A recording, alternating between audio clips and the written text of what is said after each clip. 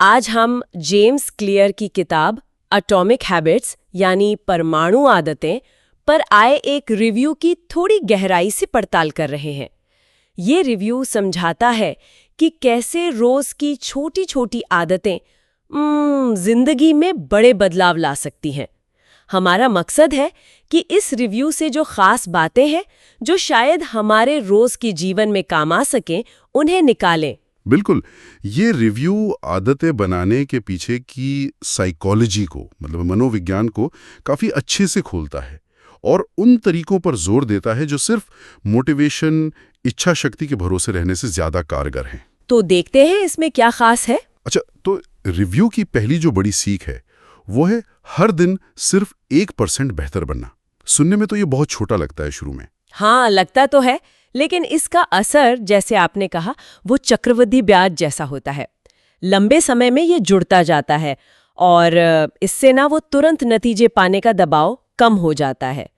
यहाँ पर जरूरी है लगातार करते रहना, ये नहीं कि एक ही दिन में सब बदल देना है। हाँ बिल्कुल। और एक और जो दिलचस्प बात रिव्यू ने उठाई है वो है पहचान आधारित आदतें। मतलब सिर्फ ये ना सोचें कि मुझे ये लक्ष्य पाना है, बल्कि सोचें कि मैं इस तरह का इंसान हूँ जो वो लक्ष्य पाता है। जैसे ये नहीं कि मुझे वजन कम करना है, बल्कि ये कि मैं एक सेहतमंद इंसान हूँ। जी, और ये सोच में एक बहुत बड़ा बुनियादी बदलाव है, क्योंकि जब आपका व्यवहार आपकी पहचान से जुड़ जाता है ना, तो उसे बनाए रखना आसान हो जाता है। आप वो काम करते हैं जो आप मानते हैं कि आप हैं, मतलब वो आपकी फितरत बन जाती है एक तरह से। सही बात है। तो इस सोच को अमल में लाने के लिए रिव्यू में व्यवहार बदलने के वो 4 नियम बताए गए हैं। आदत को स्पष्ट बनाएं, आकर्षक बनाएं, मेक इट इजी और मेक इट सेटिस्फाइंग। ये नियम दरअसल हमारी जो बुनियादी मानवीय इच्छाएं होती हैं ना, उनका फायदा उठाते हैं। ये एक तरह का ढांचा देते हैं जिससे आदत बनाना आसान हो जाए।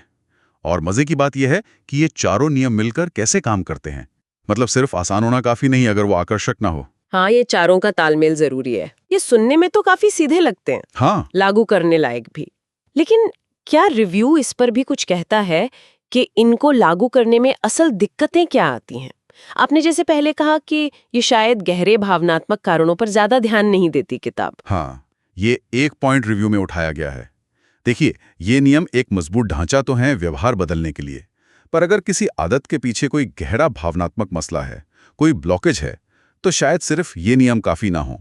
किताब का फोकस ज्यादातर व्यवहारिक, मतलब प्रैक्टिकल और सिस्टम बनाने वाले सुधारों पर है। और सिस्टम की बात आई तो रिव्यू इस पर भी जोर देता है कि अच्छी आदतें बनाने के लिए हमारा माहौल, हमारा आसपास, हमारी प्रेरणा से ज्यादा जरूरी है। बिल्कुल सही। ये दिखाता है कि हम अपने माहौल से कितने ज्यादा प्रभावित होते हैं। इच्छा शक्ति तो देखिए एक सीमित चीज है, वो कम ज्यादा होती रहती है। लेकिन अगर माहौल ही ऐसा बना हो जो अच्छी आदतों को सपोर्ट करे, तो काम आसान हो जाता है। हाँ, मतलब सिर्फ इच्छा शक्ति के भरोसे न रहें, बल्कि अपने आसपास को ही बदल दें ताकि अच्छी आदतें आसान लगें। जी, अपने माहौल को अपनी आदतों के हिसाब से डिजाइन करना, ये एक स्मार्ट तरीका है। रिव्यू में एक और नियम का जिक्र था, कभी भी लगातार 2 बार ना चूकें। मतलब अगर एक दिन छूट जाए आदत तो कोई बात नहीं, होता है। हाँ, परफेक्शन का प्रेशर नहीं लेना है। लेकिन कोशिश ये करनी है कि अगले दिन जरूर वापस पटरी पर आ जाएं, क्योंकि लगातार 2 दिन छूटने का मतलब है कि एक नई और शायद बुरी आदत शुरू हो रही है। हाँ, ये लचीलापन देता है और वापस ट्रैक पर आने में मदद करता है। अच्छा, रिव्यू में फायदे तो बताए गए, जैसे किताब व्यवहारिक है, विज्ञान पर आधारित है, सरल है, लेकिन क्या कुछ कमियां भी बताई गई? हाँ, एक तो वही गहरे भावनात्मक पहलू वाला पॉइंट था, और कुछ लोगों को शायद ये जानकारी थोड़ी दोहराव वाली लग सकती है, खासकर अगर वो पहले से आदत बनाने के सिद्धांतों के बारे में थोड़ा बहुत जानते हैं। पर कुल मिलाकर रिव्यू इसे एक बहुत ही उपयोगी किताब मानता है।